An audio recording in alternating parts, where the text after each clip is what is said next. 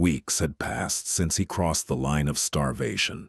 His lips were cracked from thirst, his skin scorched by the sun. He was surrounded by dozens of sharks, waiting for his raft to sink. His only weapon was a rusty nail he salvaged from a biscuit tin. No, this isn't a Hollywood movie. This is the true story of modern history's longest and most brutal survival struggle. In the middle of World War II, right in the heart of the Atlantic Ocean, exactly 133 days on a tiny piece of wood.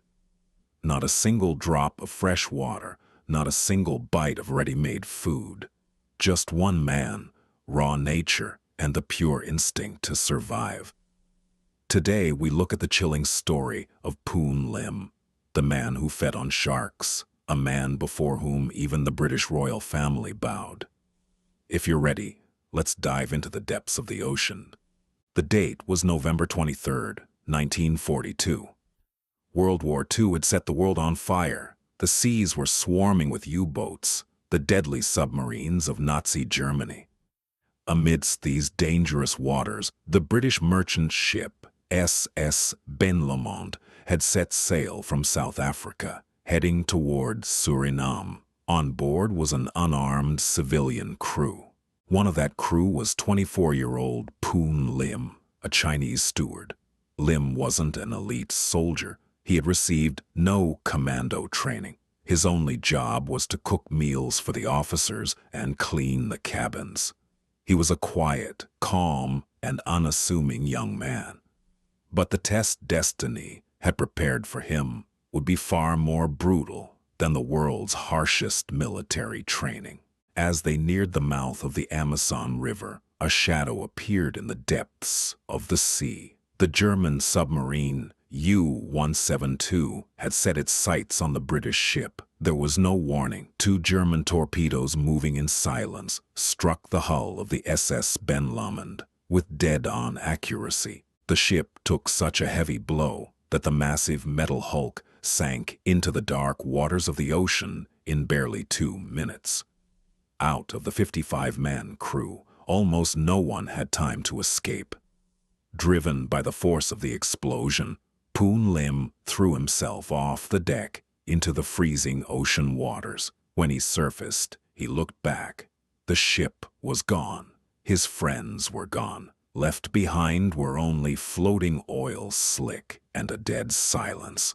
Lim struggled in the middle of the ocean, wearing his life jacket for a full 2 hours. Just as the currents were about to swallow him, he saw something miraculous. Drifting aimlessly among the waves was an 8-foot square wooden life raft. With one final burst of effort, he swam toward the raft and managed to haul himself onto it. Once on the raft, he thought he wasn't alone, but no one else was around. He opened the emergency stash on the raft. What came out was this: a few tins of biscuits, about 40 liters of fresh water, some chocolate, a flashlight, and a few flare signals. Sounds great for a human being, right? But this was the Atlantic, and rescue teams had no idea he was even there. Poon Lim was an intelligent man. In the early days, he mapped out a rationing plan. He would eat only 2 biscuits a day and take a few sips of water. Although they'll find me in a few days anyway, he thought. But days turned into weeks, and weeks into months. No ship, no plane. When the calendar hit mid-December, the bitter reality hit him like a slap in the face. The supplies were completely gone. The last biscuit crumb was gone. The water jug was bone dry. The real struggle for survival was beginning right now. Hunger could be postponed somehow, but thirst could kill a person in 3 days. Lim looked up at the sky and prayed for rain. When the first storm broke, he ripped off the canvas cover on the raft and set up a water collection system. He managed to catch the falling rain with this canvas and funnel it into the empty water jug. But this water wasn't pure. It was mixed with salty sea spray. Still, to stay alive, he had to drink that bitter, salty water. And what about food? In the middle of the ocean, fish were plenty, but there was no fishing rod. This is where Poon Lim's resourcefulness kicked in. He took apart the flashlight, pulled out the wires inside, and wove them into a makeshift line. He sharpened the metal lid of the empty biscuit tin against the edge of the raft to turn it into a rough knife. He bent nails pulled from the raft's wooden frame to make hooks. For rope, he used fibers he unraveled from the raft's lines. And what did he use for bait? The seaweed that accumulated under the raft over time, and small crustaceans drawn to that seaweed. You can't even imagine the relief he felt when he caught his first fish. He cleaned the fish with the biscuit tin lid and ate it raw. The taste was awful, but that meat gave him the strength to live a few more days. As days passed, the fish began to move away from the raft. Drought and starvation showed their faces again. One day, a seabird landed on the canopy of the raft. Lim waited without moving for hours.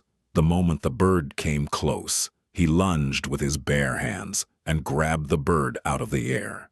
He killed the bird, but meat spoils instantly under the ocean sun. Lim cut the bird's meat into strips and hung them on the wood of the raft to dry in the sun. What's more, he was about to die of thirst because it hadn't rained for days. He emptied the bird's blood into a container and drank it warm. This was the clearest proof of how far a human being could go just to stay alive.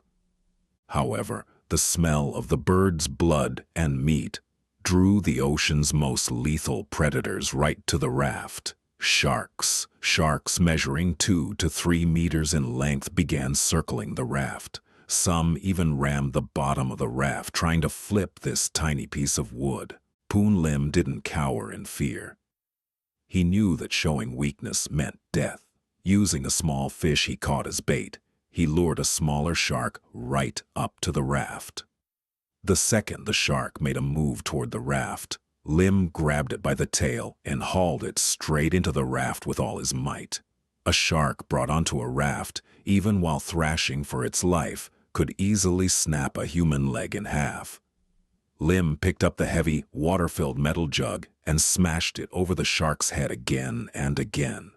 The hunter had become the hunted.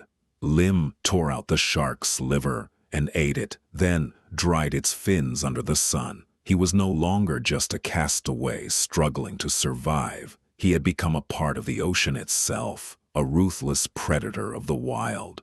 Physical pain could somehow be endured, but what about the mental collapse? Throughout his time on the ocean, Poon Lim came dangerously close to being rescued 3 times.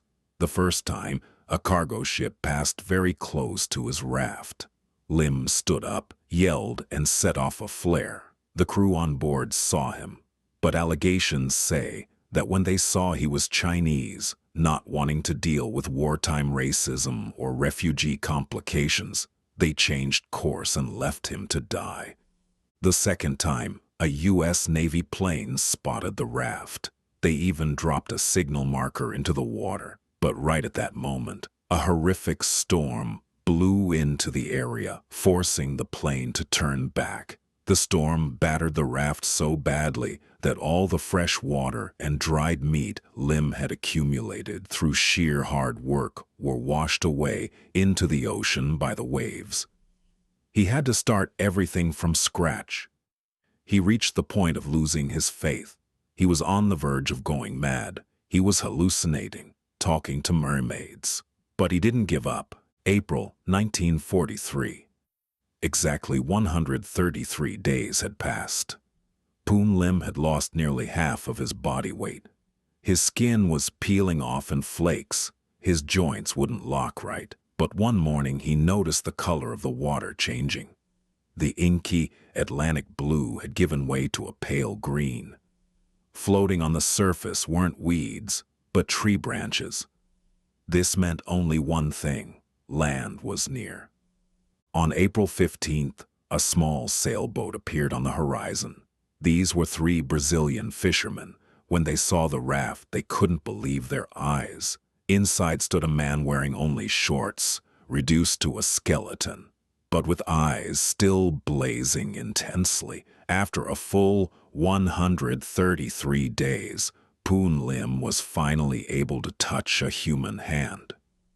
The fishermen rushed him straight to the hospital. When the doctors examined him, they were in total shock. For a human to survive under those conditions and then walk into the hospital under his own power upon arrival was a medical miracle. Poon Lim was taken to England. King George VI pinned the British Empire Medal, the highest civilian honor, on his chest. The British Navy added his survival tactics into their survival manuals. Poon Lim emigrated to the USA after the war and lived a peaceful life there. When asked about this miraculous survival, he always gave this humble reply: "I hope no one ever has to break that record." So if you were in his place, how many days could you have lasted on that raft? Let's meet in the comments.